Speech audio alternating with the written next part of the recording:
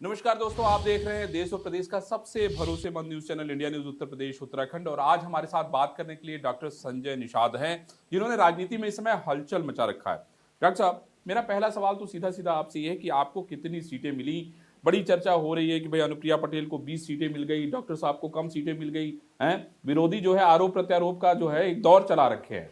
जिसकी दुकानें बंद होंगी, जो आज के दिन में गुमराह करके खेती बाड़ी अपना उसी पर उनका काम चल रहा था, जी। तो ऐसे लोग जिनकी दुकानें बंद हो रही हैं वो तरह तरह की अटकलें, तरह तरह का अफवाह लड़ाने का काम करेंगे आपस में। वो और कोई काम किए नहीं, जोड़ने का तो किया नहीं, तोड़ने काम करते हैं, किसी तरीके से टूट जाए। और ये समाज इसीलिए टूटा है, देश इसीलिए टूट के टुकड़े में हुआ कि लोग कुछ ऐसी शक्तियां हैं जिनकी सोच ही गलत है। हम कह रहे हैं हम लोग तो एनडीए के साथ आए हैं, जीत के लिए आए हैं, 2022 के सरकार बनाने के लिए आए हैं। और समाज को साथ जो हम लोगों ने भरोसा दिलाया कि हमारे साथ रहिए और हमारे साथ वोट करिए, निषाद पार्टी झंडा उठाइए तो आपके इस मुद्दे को हल कराएंगे, आपकी इन समस्याओं का समाधान करेंगे। तो हम लोग जीत के लिए आए हैं और जीत में सीट भी जरूरी है और रणनीति का विषय है। और जैसे जैसे जितना भी है भारतीय जनता पार्टी जब सीट निकालेगी उसी के साथ निषाद पार्टी में। पूर्वांचल में थोड़ा हम ज्यादा लड़ रहे हैं, पश्चिम में पहले और दूसरे फेज में मेरा नहीं था, तीसरे चौथे पांचवें फेज के मेरे छठवें सातवें फेज में हमारे प्रत्याशी हैं। जो आज से सूची निकलना शुरू हो जाएगा तो उनकी जो आवाज है, अटकलें हैं, वो खत्म हो जाएंगी और उन्हें तो इंतजार। मतलब आप भाजपा के छोटे भाई की तरह काम करेंगे? निश्चित रूप से छोटे भाई हैं उनके पास। और अनुप्रिया छोटी बहन की तरह? निश्चित रूप से वो बड़े हैं, वो भी हमसे बड़ी हैं, पहले से उनकी पार्टी है और उनके पिताजी पार्टी बनाए थे, जो मेरे लगभग वो गुरु भाई थे हम लोगों के। तो आज के मतलब दिन आपकी नाराजगी नहीं है, अगर अनुप्रिया को ज्यादा सीट मिल जाए तो डॉक्टर संजय निषाद नाराज नहीं होंगे? नहीं, कोई नाराजगी नहीं है। ना मतलब नहीं, मतलब राजपाट। अगर नाराज होता तो उसे राजपाट नहीं मिलता। हम लोग राजपाट के लिए आए हैं 2022 के, इसलिए हम लोग नाराज होने के हमारे जो कार्यकर्ता तैयारी की है जिन सीटों पर, वो हमें मिल रहा है। तो वो कार्यकर्ता जीत कर जाएगा, हमें भरोसे में हमारी समस्याओं का समाधान। तो हम लोग कितनी सीटें मान के चले? हम 15 मान के चले, निश्चित हम 18 मान के चले? निश्चित रूप से 1.5 दर्जन सीटें हमें मिलेंगी और उसमें से ढेर सारी सीटों पर 80% सीटों पर निषाद पार्टी अपने भोजन भरी थाली से चुनाव लड़ेगा। 2-4 सीटें ऐसी हैं जहां टेक्निकल है, जहां से वोट ट्रांसफर होने में दिक्कत है। जीत जरूरी है, इसलिए हमारे कार्यकर्ता वो कमल चुनाव चिन्ह से भी लड़ेंगे। डॉक्टर साहब, आप इधर हाल में देख रहे हैं ओम प्रकाश राजभर लगातार आप पे हमलावर हो रहे हैं। क्या ऐसी कौन सी बात हो गई जिससे ओम प्रकाश राजभर जो है इतनी जोर जोर से चिल्ला रहे हैं?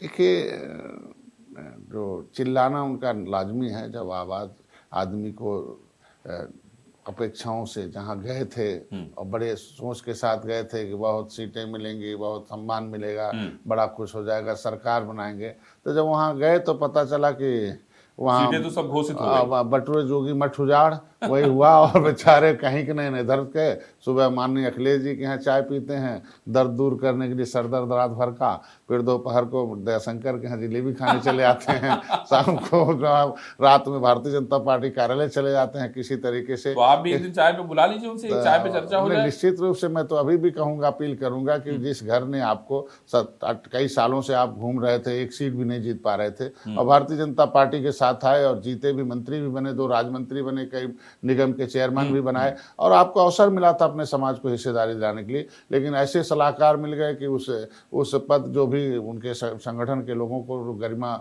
मिली थी, जो उसको भी उन्होंने गायब कर दिया। मैं उम्मीद रखता हूँ कि फिर से वो अपने, मतलब आप आह्वान कर रहे हैं कि भाई ओम प्रकाश राजभर का स्वागत है? निश्चित रूप से मैं, वो छटपटा भी रहे हैं इसीलिए तो और जा रहे हैं। तो मैं चाहता हूँ कि मेरे बड़े भाई यहाँ छटपटाने आवे, यहाँ उन्हें राहत मिलेगी और यहाँ सम्मान भी मिलेगा। ऑलरेडी हमसे पहले उन्हें सम्मान मिल चुका है, लेकिन कुछ ऐसे लोग सलाहकार हैं जो उनकी बोली भाषा अमर्यादित करा देते हैं, तमाम उनको फ्रस्ट्रेट करा दीजिए। जो आवाज़ निकल रही है वो फ्रस्ट्रेट की आवाज़ हो रही है और फ्रस्ट्रेशन में बेचारे कहीं कुछ और न कदम उठा लें। डॉक्टर साहब, मुझे ये बताइए कि आप भारतीय जनता पार्टी के साथ इस आशय के साथ आए हैं कि आप राम राज्य की स्थापना करें। आपका कहना है कि भाई त्रेता युग में राम को पार लगाने का काम निषादों ने किया। मुझे आप एक रोड मैप ये बताइए कि भाई आखिर इस समय जब कलयुग चल रहा है तो राम राज्य की स्थापना की संकल्पना जो आप देख रहे हैं वो कैसे होगी और उसमें निषादों की क्या भूमिका होगी? देखिए, पहले समुद्री जहाज़ों से व्यापार दुनिया में होता था, तब ये रोड नहीं था, तब वो हाईवे हमारी नदी हुआ करती थी। तब हमारे लोग जहाज के मालिक हुआ करते थे, और तब राम और निषाद राज जब गले मिले थे तो दुनिया में शांति आई थी। तब अंतर्राष्ट्रीय मार्केट में हमारी एक भूमिका थी, तब एक सोने की चिड़िया कही जाती थी। लेकिन विदेशी आक्रमणकारियों ने इस भारतीय संस्कृति पर आक्रमण किया, हमारी सारी व्यवस्थाओं को छिन्न भिन्न किया है। तो उसको हम लोग से फिर कि निषाद राज के किले का आपने देखा होगा कि किस तरीके से नष्टीकरण किया, ध्वंसा से बचा हुआ, भारतीय जनता पार्टी ने उसे पर्यटक स्थल घोषित किया, उसे बनाने का, उस संस्कृति को आगे बढ़ाने का काम कर रही है। राम मंदिर को भी देखे होंगे कि कितने दिनों से आक्रमणकारियों ने तोड़ रखा था, उसे बनाने में भारत की खुद ही शक्तियां, तमाम ऐसी पार्टियां थी कि राम मंदिर न बने उसका विरोध करती थी, गोली चलवा देती थी। आज के दिन में सुप्रीम कोर्ट को बधाई दूंगा कि उन्होंने कहा कि नहीं, मंदिर बनना चाहिए, और देश की अस्मिता का सवाल है, संस्कृति है। तो आज के भी मंदिर जा रहे हैं, आजकल लोग, प्रियंका भी जा रही हैं, राहुल भी जा रहे हैं। जो लोग मंदिर विरोधी थे खुद ही अब आज के दिन में कह रहे हैं भाई हमारे लिए भी दरवाजा खुला, हम भी राम का दर्शन करेंगे, हम मंदिर जाएंगे। तो इन लोगों का ये कहते हैं ना कि विचारधारा बदलती रहे। मैं तो धन्यवाद कहूँगा कि उस भारतीय संस्कृति को इन लोगों ने एक्सेप्ट किया, जिसे लोग उसे कोसों दूर भाग रहे थे। कम से कम सद्बुद्धि आई और खुद मंदिर जाने की उन्होंने एक्सेप्ट किया। डॉक्टर साहब, मुझे ये बताइए कि राम राज्य की स्थापना कैसे होगी जब आपका जो समाज है, अभी इतनी बड़ी रैली आपने की, उसमें आपका समाज नाराज भी हो गया।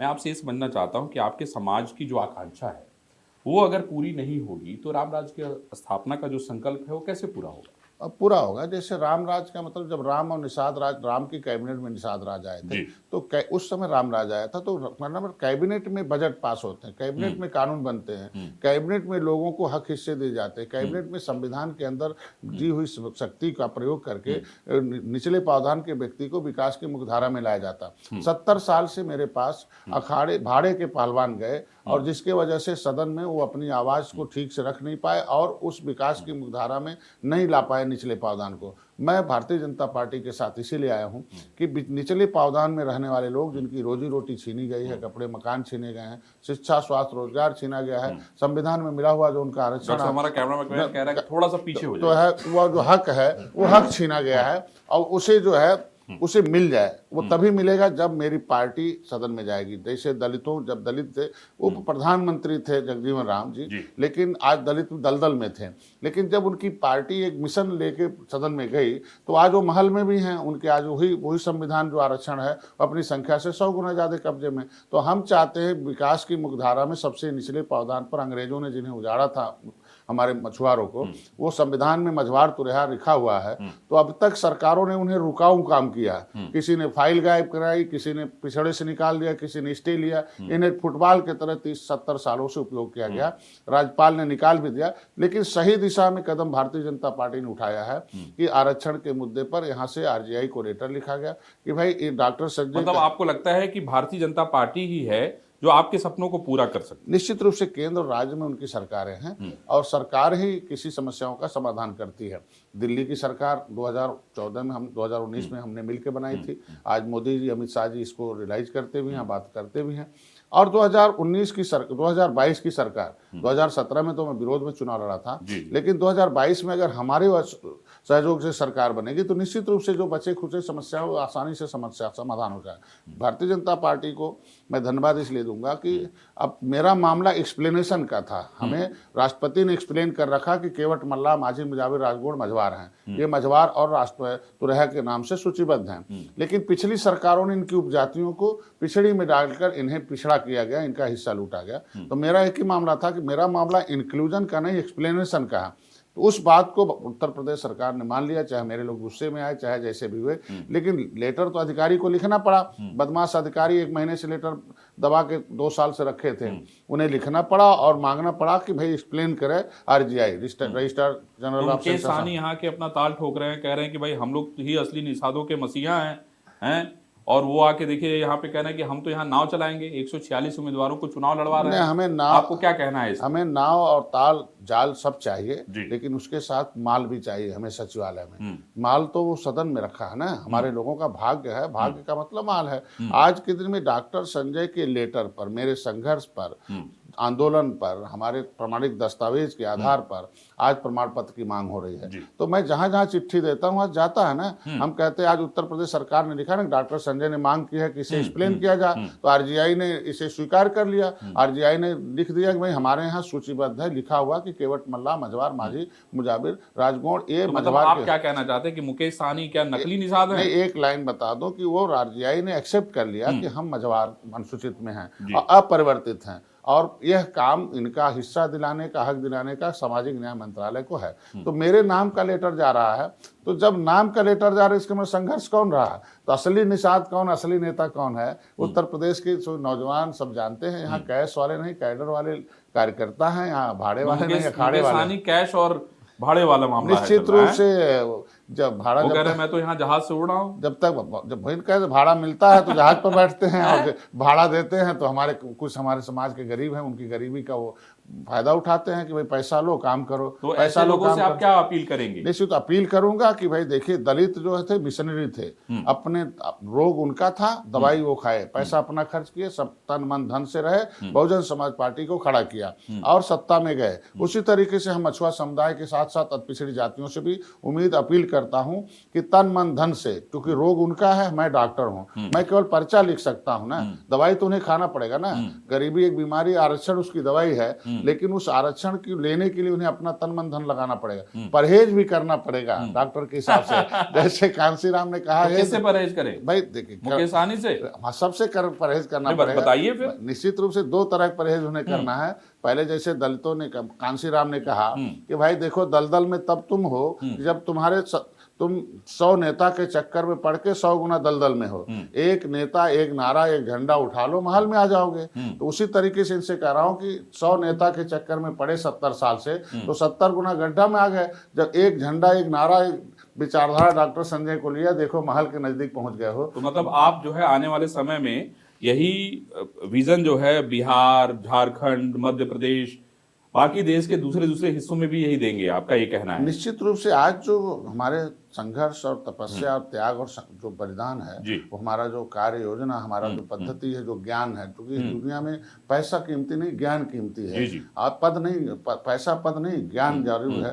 तो मेरे पास कुछ है नहीं, मैं ज्ञान हूँ, ज्ञान का मतलब जानकारी लेना और जानकारी देना। हमने लाइब्रेरी रखा, 13 किताबें लिखा है। भारत का असली मालिक कौन, आरक्षण के हकदार सबसे कौन, निषाद राज गुरुराज महाराजा गुरुराज निषाद श्रृंगवेरपुर है, वीर क्लब है, और मैंने लिखा है जो है ढेर सारी किताबें मैंने लिखी। तो मतलब आप कहना है कि आपका जो विजन है वो पूरे देश में निषादों को समझने की जरूरत है, ये कहना निश्चित रूप से राज्यपाल ने इसको ध्यान में रखते हुए हमें मनोनीत किया, जो है एमएलसी मनोनीत किया कि आप अपनी आवाज को सदन में उठाइए। आपका ज्ञान अगर आप किताब में रखे हो तो उस ज्ञान के मुताबिक आप सदन में कानून भी बनाइए, आप जाके अपनी आवाज उठाइए। आज इस विचारधारा को फैलाने के लिए मैं मध्य प्रदेश में भी चुनाव लड़ चुका हूँ, छत्तीसगढ़ में भी है, झारखंड में भी है, उत्तराखंड में भी है, आज के दिन हरियाणा में, राजस्थान में, हमने महाराष्ट्र में, ये सारा विचारधारा हम लोग फैला चुके हैं और कई राज्यों में चुनाव भी लड़ चुके हैं। इस 2022 जब जीतने के बाद आप देखिएगा किस तरीके से इसका विकास और विस्तार होता है, और मेरे कार्यकर्ता उसके लिए सक्षम है। डॉक्टर साहब, एक और विरोधी आप पे आरोप लगाते हैं कि भाई आप जो है पहले परिवार के लोगों को बढ़ाते हैं। आपका उस पर क्या कहना है? क्योंकि देखिए सवाल है, पूरा देश इस बात को देख रहा है, तो आपके पास क्या जवाब है? भाई आपका कहना, मान लीजिए हम ये कहते हैं कि भाई ठीक है, परिवार के लोग भी उसी तरीके से लगे हैं जैसे आप संघर्ष कर रहे हैं, जैसे कार्यकर्ता संघर्ष कर रहे हैं। आप मुझे जरा इस पे विस्तार से बताइए, क्योंकि एक सवाल है ये ऐसे लोग आरोप लगाते हैं जिनकी दुकानें बंद हो रही हैं और जिनके अंदर डॉक्टर बनने की क्षमता नहीं कि समाज को समझा के उनको रोग ठीक करें, उन्हें गुमराह करके, उनको पौआ पिलाकर, उन्हें उनका वोट बेचकर जो जिनकी दुकानें चल रही थी वो परेशान है। देखिए, सामाजिक बीमारी उनकी जो शिक्षा, स्वास्थ्य, रोजगार की है, आरक्षण की है, उनकी एक बीमारी है, उसको डॉक्टर चाहिए। डॉक्टर संजय डॉक्टर हैं और उन्हें हम पर्चा लिखे तो उन्हें लगा नहीं दवाई से रोग ठीक हो जाएगा, जैसे कांसी राम ने लिख दिया। तो अब इस डॉक्टरी में अनुभव चाहिए, ज्ञान चाहिए। अब उस अनुभव ज्ञान जो नजदीक 24 घंटे रहेगा वही पा सकता है। अनुभवी डॉक्टर रहेगा तभी रोग ठीक होगा, अनुभवी वकील रहेगा तभी अदालत में जो है। तो आप कहना चाहते हैं कि जो ट्रेन रहेंगे वही लोग आगे हाँ, तो नजदीक में अगर मेरे परिवार के लोग नजदीक हैं और मेरी पार्टी की एग्जीक्यूटिव कमेटी तय कर रही है कि नहीं, ये अनुभवी इंजीनियर पवन निषाद और अनुभवी हैं इनके नजदीक रहने वाले, और इनके जो प्रोफाइल राष्ट्रीय अध्यक्ष के बेटे की है और पर्सनालिटी है, तो इन्हें अगर लड़ाया जाएगा तो जीत जाएंगे और ये वकालत भी करेंगे, फिर हम लोग भी नंबर आएगा, हम लोगों की प्रोफाइल बढ़ेगी। तो अपने भी कार्यकर्ताओं को मैंने, पहली पार्टी है कि मैंने एक प्रदेश अध्यक्ष के अलावा 16 प्रांतीय अध्यक्ष रखा कि मेरे साथ और कार्यकर्ताओं का प्रोफाइल बढ़े, उनकी भी पर्सनालिटी बढ़े, और एक समय आए कि वो भी विधानसभा लड़े, और नहीं विधानसभा लड़ेंगे तो विधान परिषद जाएंगे, बोर्ड मेंबर बनेंगे, वो राज्य मंत्री बनाएंगे और उन्हें जाकर सदन में आवाज उठाएंगे। लेकिन जब पर्सनालिटी डेवलप हो जाएगी तभी तो, उसके लिए हमें सिस्टम चाहिए। तो निषाद पार्टी एक सिस्टम से काम कर रही है। मेरे कार्यकर्ता पदाधिकारी इस समूह में तय करते हैं कि कौन लड़ेगा। तो अभी डॉक्टर संजय जीतने वाला होता है तो निश्चित रूप में हमारा जो परिवार है वो संघर्षों का परिवार है। वो सारे लोग जान रहे हैं कि रेल ट्रैक पर पूरे परिवार के साथ बैठते हैं, डंडे परिवार के साथ खाते हैं, 24 घंटे काम करते हैं। तो अनुभवी ये है। तो मेरे कार्यकर्ता कहीं दुखी नहीं है, बहुत खुश है। वही तो मिलके 15 दिन के अंदर सांसद बनाते हैं, 12 दिन के अंदर सांसद बनाते हैं। तो अगर मेरे कार्यकर्ता दुखी होते तो कैसे सांसद विधायक बना लेते हैं? अच्छा डॉक्टर साहब, मुझे ये बताइए कि अभी हाल में लोग बड़ी ये चर्चा कर रहे थे कि भाई बहुत सारे भाजपा के मंत्री छोड़ के चले गए, दारा सिंह चौहान चले गए, स्वामी प्रसाद मौर्य लगातार आप पे हमलावर हैं, कह रहे हैं कि गरीबों का हक मारा गया, भाजपा ने जो है उनको सम्मान नहीं दिया। लेकिन ये सारी बातें उनको 5 साल बाद याद आई। मैं आपसे ये जानना चाहता हूं कि जो पिछड़ों की, जो दलितों की बात ये लोग कर रहे हैं उसमें कितनी हकीकत है, क्योंकि आप भी समाजवादी पार्टी छोड़ के यहाँ पे आए, है ना, और उसके बाद इनके नेतृत्व में आपने चुनाव लड़ा तो इन लोग, मतलब भारतीय जनता पार्टी को बहुत सपोर्ट मिला। मैं आपसे समझना चाहता हूँ कि इस चुनाव में क्या असर होगा इन लोगों के जाने का? इन लोगों को मोतियाबिंद हो गया, एक तरीके से कहा जाए। जब तक सही था, आंख सही था, तब तक यही 15, जब चुनाव आयोग ने आचार संहिता लगा दिया और रसगुल्ले की चीनी खत्म कर दिया चुनाव आयोग ने, तो उसके बाद इनको दिखाई देने लगा कि यहाँ इधर उधर टटोलने लगे। उसके पहले ये लोग मंच पर खुद ही कह चुके हैं कि मोदी जी अच्छे हैं, योगी जी अच्छे हैं, इनके सारे काम मंचों पर गिनाते रहे। इन लोगों ने कह रखा कि मैं मंत्री होते ही बहुत अच्छे काम किया हूँ पिछली सरकारों की अपेक्षा। लेकिन जब पावर छीन लिया चुनाव आयोग ने और कह दिया भैया अब आप जाओ जनता में फिर से रिचार्ज करा के आओ, तब फिर अपनी आवाज उठाओ। तब रिचार्ज नहीं है तो आवाज इधर उधर होगी। वो अब जब अंधेरे में घूमेंगे तो कुछ न कुछ उल्टा पुल्टा बोलेंगे। अगर ये सामाजिक नेता होते तो जैसे मैं सामाजिक नेता हूँ तो मोदी जी के मंच पर भी आवाज उठाता हूँ कि मेरे मछुआरों की दशा खराब की अब पिछली सरकारों ने, मैं रेल रोका, गोली चलवा दिया, मेरे भाई को मारा, 302 मुलजिम बनाया, महिलाओं पर तांडव मचाया, 60 गाड़ियां फुकवा दी, हमारे साथ अपराधीकरण होता, मेरी गिनती 70 लाख से 3,000 गिनते कर दिया, हमारे तालघाट नदी छीन लिया। मैं वकील हूँ, जज मोदी जी योगी जी हैं और आज नहीं कल हमारे फैसले करिए इसके लिए। तो उसी तरीके से अगर ये सामाजिक अपने समाज के नेता थे तो उन्हें उस समय टेबल पर आवाज उठानी चाहिए थी। उनकी आवाज अगर वो, तो आज के दिन में पिछड़ों के जिनके पास गए हैं, पिछड़ों के नाम पर गए हैं, तो उनकी सरकार 5 बार रही है। तो 5 बार में क्या पिछड़ों के नाम के लिए, पिछड़ों के विकास के लिए, पिछड़ों के विकास को मुख्यधारा में लाने के लिए कोई 5 कानून बनाए हों, 5 कोई व्यवस्था दिए हों जिससे पिछड़े उनके साथ रहते? इसीलिए तो नहीं हुआ, तभी तो 2014 से पिछड़े उनका साथ छोड़ रहे हैं। ये पिछड़े की नुमाइंदगी करते हैं और काम अपने चंगू मंगू का करते हैं। जो 1-1.5 हजार परिवार हैं वही तो 27% के आरक्षण पर कब्जा है। अभी गांव का यादव भी ना गुस्से में रहता, साहब हमारा बेटा घूम रहा है, गांव का दलित भी ऐसे दलदल में है, कहता साहब वही 1.5 हजार परिवार पूरे 23% आरक्षण पर कब्जा है, सामाजिक न्याय समिति का है। तो मैं कहता हूँ कि जो पिछड़े हैं जब किसी विभाग में जाते हैं तो बेचारे खोजते हैं कि कोई चपरासी हमारे बिरादरी मिल जाता, बाबू मिल जाता तो साहब से बात करा देता, मेरी समस्या का समाधान हो जाता। जब खोजता तो देखता है कि एक ही बिरादर के लोग भरे हुए हैं, तो कहता अरे यार बटन हम दबा रहे हैं 30 साल से और एक ही बिरादर के लोग माँ के कोख से हाकिम पैदा हो रहे हैं, अब तो बटन छूना बंद कर दिया, नहीं तो हम लोग तो बर्बाद हो जाएंगे। इसलिए वो लोग इनसे उन बटन से घिरा हो गए कि भैया अब इनका बटन नहीं दबाओ, नहीं तो हम लोगों बच्चे मजदूर हो जाएंगे, अब भविष्य में हम लोगों बच्चों को पता चल जाएगा तो हम लोगों के साथ जो है ना कहेंगे भाई बाप मेरा गद्दार था कि दूसरे का बटन दबा के उसके बेटे को हीरो बना दिया और हम लोगों को जीरो बना दिया। इसीलिए उत्तर प्रदेश की जनता 2014 से दूरी बना ली। 2017 में आपने देखा होगा सपा और कांग्रेस का बहुत बड़ा गठबंधन था, निषाद पार्टी लड़ गई अलग से, हमारे लोग छूना बंद कर दिए कांग्रेस का बटन, सपा बसपा का बटन देख लीजिए कहाँ चली गई। 2019 में सपा और बसपा का बहुत बड़ा गठबंधन था, मैं मोदी जी के साथ खड़ा हो गया। तो देखिए कैसे, इसके मतलब पिछड़े मोदी जी के साथ हैं और निषाद डॉक्टर संजय के साथ हैं, क्योंकि बिना भेदभाव के उनकी योजनाओं के लाभ मोदी जी दे रहे हैं। और जो राजीव गांधी कभी कहते थे कि हम 100 रुपया भेजते हैं तो 15 रुपया पहुंचता है, ये 85 बीच में खा जाते हैं। वो 15-85 वाला जो नारा है कि वो 85 कौन है, वही खाने वाले हैं जो 30 साल से खा रहे थे केंद्र की सरकार मिला के। केंद्र की सरकार इनके सहयोग से बन रही थी ना भाई। मंडल कमीशन आया, मंडल कमीशन में आया, नौकरी में आरक्षण दे दिया, पढ़ाई में आरक्षण नहीं दिया, धोखेबाजी रही ना। और 30 साल से सपा और बसपा के सहयोग से केंद्र की सरकार बन रही थी, लेकिन पढ़ाई में कौन आरक्षण दिया? मोदी जी ने दिया। और पिछड़ा वर्ग आए, कोई नेता किसी समाज की सुरक्षा नहीं करता। एक लाइन रह गया, उसको पूरा हो जाए। कोई नेता किसी समाज की सुरक्षा नहीं करता, बल्कि उसकी समाज की आवाज उठाता है, आंदोलन करता है, उसके हक के लिए संघर्ष करता है, लेकिन कानून से उसकी सुरक्षा होती है। तो पिछड़ा वर्ग आयोग जो अनाथ बना था 30 साल से, 1992 से, उसको मोदी जी ने संविधान के दायरे में लाया। अब जो कमी होगी उसमें क्लाज बदले जाएंगे ना, तो इन नेताओं को लड़के उसमें क्लाज बदलवाना चाहिए, न कि बदल में हटा दिया जी कि जो अनुसूचित जात आयोग को व्यवस्था दिया हो और जो है पिछड़ा वर्ग आयोग को अनुसूचित मतलब संविधान के दायरे में लाया हो। तो संविधान से पिछड़ा सुरक्षित हो रहा है ना।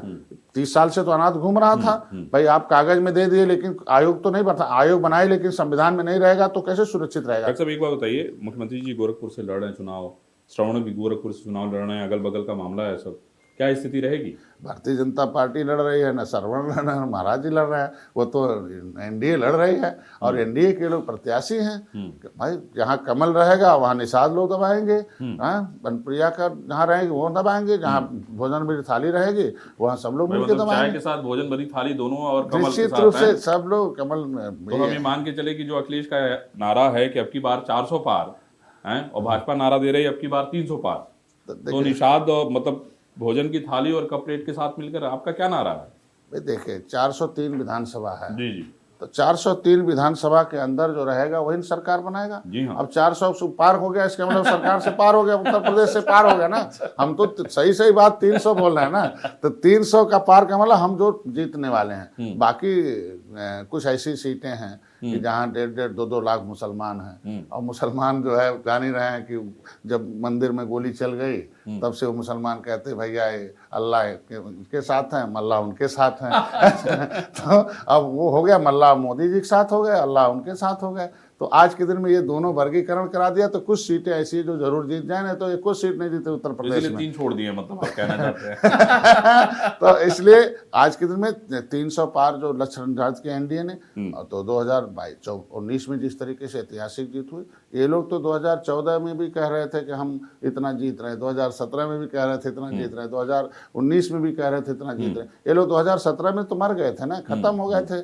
उसमें इनकी जो कुकृत थी सपा और बसपा की, उसको जनता ने नकार दिया था। घटाओ इन लोगों के, ये लोग खाली अपने चंगू मंगू को हीरो बनाते, बाकी उत्तर प्रदेश की जनता को जंगल राज बना के जीरो बनाते हैं। वो तो डॉक्टर संजय ने उपचुनाव में गोरखपुर कैराना नूरपुर दोनों को इकट्ठा करा के इन लोग जिंदा कर दिया और फिर ये लोग सबको मारने लगे। फिर 2019 में लोग, इसलिए डॉक्टर संजय ने कहा कि अपनी नाव और भोजन भरी थाली लो, यहाँ से निकलो। निश्चित रूप से अब तक हमारे नाव का पतवार दूसरे के हाथों में था, अपने तो पार हो जाते थे, हमारे लोग मझधार में डाल देते थे। लेकिन जब से हम लोग 2013 में आए निषाद, यानी नया नारा होगा अब की बार हम हो जाएंगे पार, है ना? तो निश्चित रूप से अब जब से 2013 में हम लोग कसम खा के आए हैं कि जिस तरीके से राम को गंगा पार किया था निषादों ने और मुगलों और अंग्रेजों को मौत के घाट उतारा था, उसी तरीके से 2022 में हम लोग जिस नाव पर बैठते हैं, नाविक उसे खुद चलाते हैं, उसे कभी डूबने नहीं देते। और 2022 में एनडीए की सरकार बनेगी, इसे हम पूरा का पूरा भरोसा दिलाते हैं। चलिए डॉक्टर साहब, आपके उत्साह को देख के मैं समझता हूं कि आपके जो वोटर हैं वो भी उत्साहित होंगे, और जिस विश्वास के साथ आपने कहा है कि अब की बार जो है 300 पार के ऊपर हम जाएंगे, कुछ सीटें भले उनके लिए है, लेकिन निषाद राज जिस नाव को पतवार से चलाते हैं वो नाव ही भवसागर पार करती है, ऐसा डॉक्टर संजय निषाद का कहना है। चुनाव के कई चरण हैं, उसमें अलग अलग चरणों में लोगों ने प्रत्याशी उतारे हैं, लेकिन संजय निषाद इस बात को लेकर कॉन्फिडेंट हैं कि जीत एनडीए की होगी। पावर्ड बाय, इस मुट्ठी में है स्वाद हर जिंदगी का, ये नमकीन नहीं गुल्लक है खुशियों का। पिटारा नमकीन।